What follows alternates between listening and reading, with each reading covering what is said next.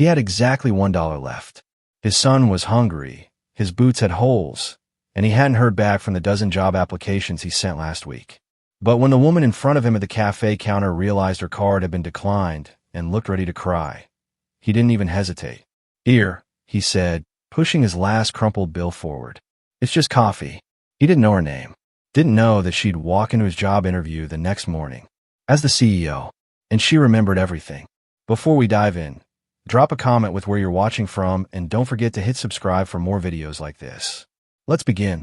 The cafe line stretched toward the door, steam fogging the glass as freezing wind battered the sidewalk outside.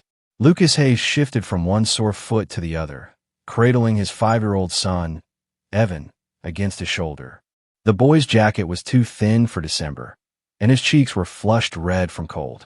They hadn't come in to buy anything, just to warm up.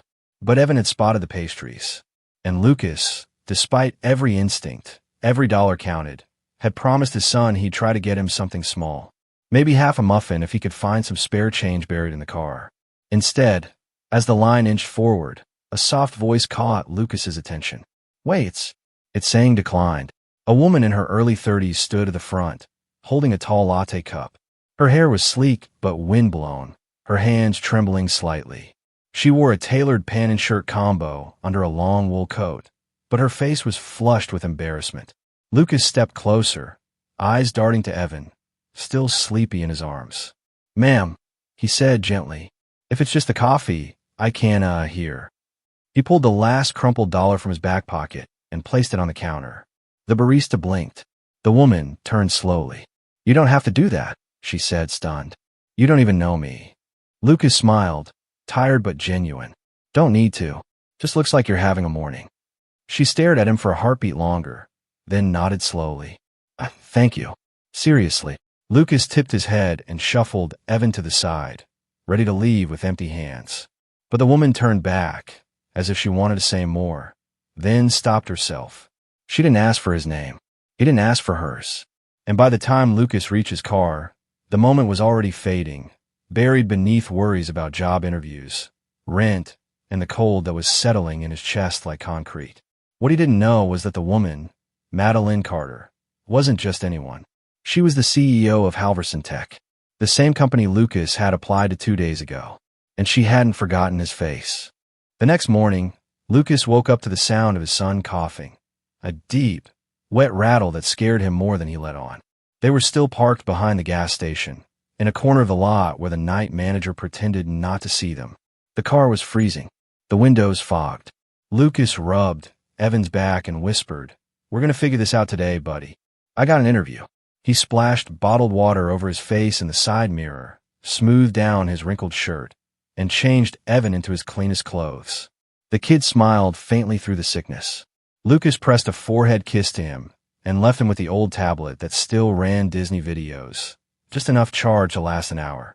Then he walked into the Halverson Tech Tower, like he wasn't shaking inside.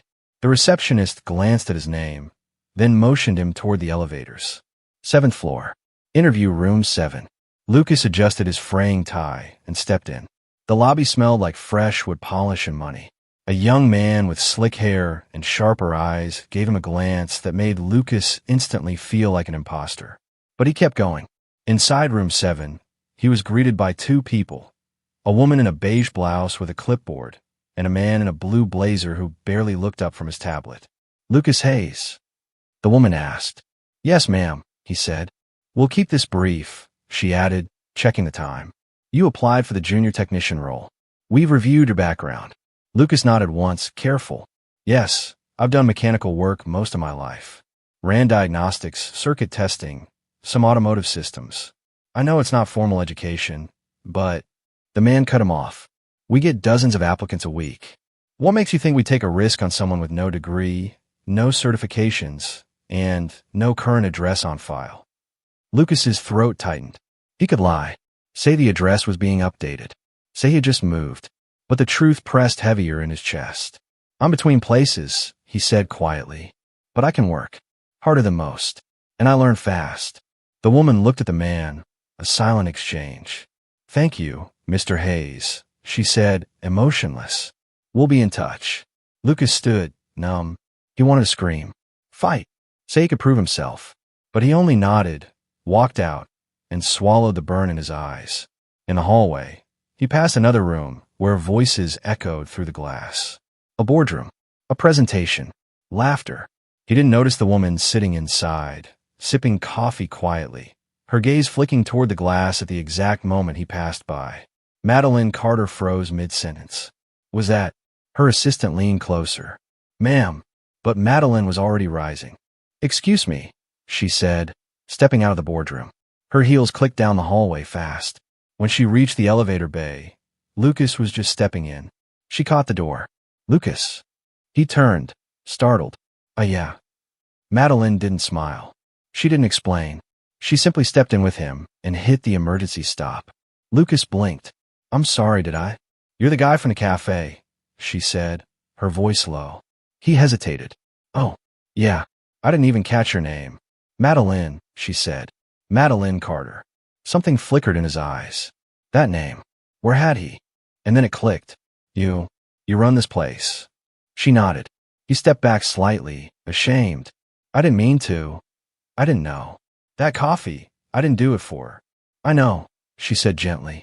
That's why I'm here. Lucas stayed silent. Madeline studied him. The worn shoes. The haunted eyes. The tired hands of a man holding it together with duct tape and hope. I watched your interview, she added, and I don't like how it was handled. Lucas lowered his eyes. Do you want to work here? She asked. He looked up, stunned. What? I'm offering you a position. Not charity. Not a handout. Work. Real pay. Full training. Health coverage for you and your son. His breath caught. He actually stepped back and gripped the railing. You don't even know me, he whispered. No, but I know the type, Madeline said. And I trust that type more than I trust a resume. Tears filled his eyes, hot and uninvited. He didn't speak. Couldn't. Instead, she handed him a business card. Come in tomorrow, 9 a.m. Ask for me directly. As the elevator resumed its slow descent, Lucas could barely feel his legs beneath him. He had no idea that this wasn't just a job offer. It was a door, and everything behind it was going to rip his past wide open. Lucas barely slept that night. Not because he was cold in the back seat of his battered Corolla. Not because Evan kept coughing or because his back ached from years of labor and stress. No, what kept Lucas awake was hope. A dangerous, unfamiliar thing that clawed at his chest like it didn't belong. A real job. Health insurance. A boss who looked at him like a person. At 8:47 the next morning, Lucas stood in front of the glass doors of Halverson Tech, his son's tiny fingers clutching his as they walked in together. This time, no security guard raised an eyebrow. No receptionist sneered. When he said Madeline Carter's name, she didn't even hesitate. She's expecting you, Mr. Hayes. The receptionist smiled. Lucas blinked. That alone almost broke him. Madeline's office was on the top floor. The view behind her desk stretched across the skyline like something from a dream. Silver towers, glinting sun, and tiny ant-sized people below. Hi again, she said, standing as Lucas entered, holding Evan's hand. And this must be the famous kid who likes muffins. Evan gave a shy wave. Lucas chuckled awkwardly, brushing a hand down his son's back. Yeah, sorry I had to bring him. I haven't figured out childcare yet. You won't need to, Madeline said softly. Our company offers full on-site daycare. You can enroll him today. Lucas felt his throat tighten. You're serious? She nodded. And that's when Lucas did something he rarely did. He let himself breathe. Fully. For the first time in months. But as Madeline walked him through the orientation, benefits, training programs, and the clean, modern workspace that didn't smell like oil or old paint, something odd happened. A man in a suit paused in the hallway. He stared at Lucas, then whispered something to the person beside him. Lucas noticed, and he didn't like the look. Later that afternoon, after paperwork and a tour, Lucas stopped at the vending machine outside the HR office. He didn't hear the man approach behind him. Lucas Hayes. He turned.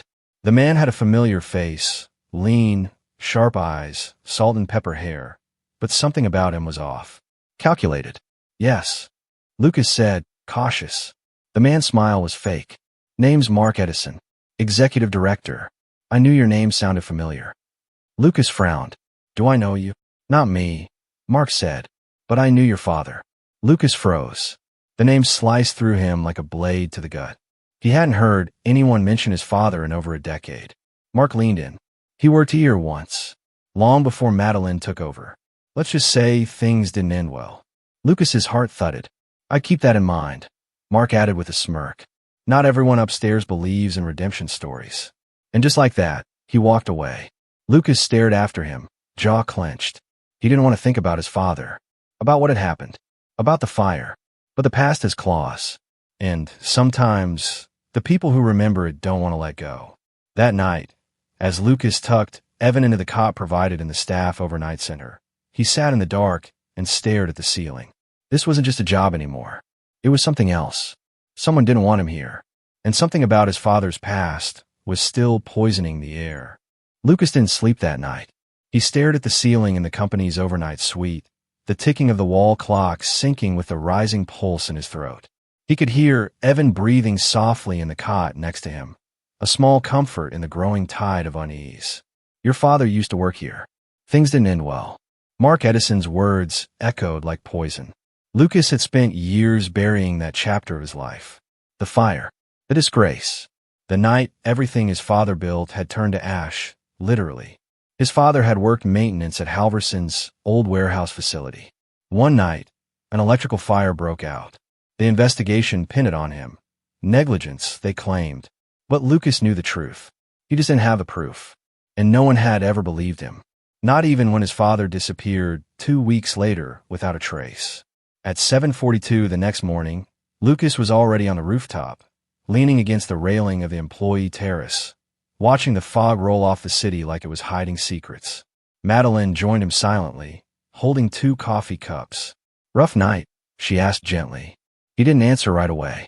Then finally, did you know my father worked here? Madeline paused. I didn't. But when I looked into your file last night, I saw it. Lucas turned to her, eyes tense. Why didn't you say anything? Because I don't judge people by their bloodline, she said firmly. And because I know what it's like to inherit a mess you didn't ask for. Lucas swallowed hard. But not everyone here is like me, she added. Mark Edison, Lucas said darkly. She nodded. He was on the board when I was just a junior executive, she said. I had to fight him for years to rise. Men like him don't like being reminded that good people can rise from failure. Lucas looked down at the city. They still think my dad burned that place down. And if I told you, she said slowly, that the original investigation was incomplete, he turned sharply. What? I had security dig up some old archives, Madeline said. The warehouse fire. There were anomalies in the electrical grid logs. Power spikes, tampering. Something your father reported 2 days before the fire. Lucas's hands clenched. He tried to warn them. Madeline nodded and got silenced. That afternoon, Lucas was called to a meeting. When he entered the boardroom, the lights were dim. Half a dozen people sat around the glass table. Mark Edison at the center, flanked by legal counsel. On the far end stood Madeline, arms crossed. This isn't a meeting, Lucas said, voice low. This is a firing squad. Mark chuckled. We're simply reassessing your eligibility. Some of your records weren't fully vetted. We have a duty to protect this company's image. Lucas looked at Madeline. She didn't speak. Mark leaned forward. You understand, of course. Nothing personal. Lucas nodded slowly, then reached into his bag and pulled out a folder. Actually, he said, opening it, I figured you might say that. He slid the papers across the table. Copies of the archive logs Madeline had shown him. But more than that, statements, screenshots, employee testimonies, all from his father's final days at Halverson. Enough to question the entire investigation. Mark's face drained of color. You don't have the authority. Lucas cut him off. You're right. She does. He turned to Madeline. Her eyes locked on Mark. I've seen enough, she said, voice icy. Effective immediately, Mark Edison, you are suspended pending internal investigation. Security will escort you out. Mark exploded. You can't. This company is mine. It was, she said. Now it belongs to the future. 3 weeks later, Lucas stood in the new operations bay of Halverson Tech, overseeing his team, not just as a technician, but as lead maintenance supervisor, his nameplate fresh on the door, his hands no longer trembling from hunger or fear. Evan had a place in the daycare, a warm bed, and finally stopped coughing. Lucas bought a pair of new boots, a used apartment with heating. a future. But what touched him most wasn't the money. It was when he passed the front desk and the receptionist smiled, not out of pity, but respect. That night, Madeline joined him on the rooftop again. No words, just coffee and city lights. He turned to her and said softly, "Why did you do it?" She didn't look at him. "Because once someone gave me a second chance, when I didn't deserve it. And I promised if I ever got power, I'd use it to do the same." Lucas watched the skyline. "I only had $1, he whispered. She smiled faintly. "And it was the best investment I've ever seen."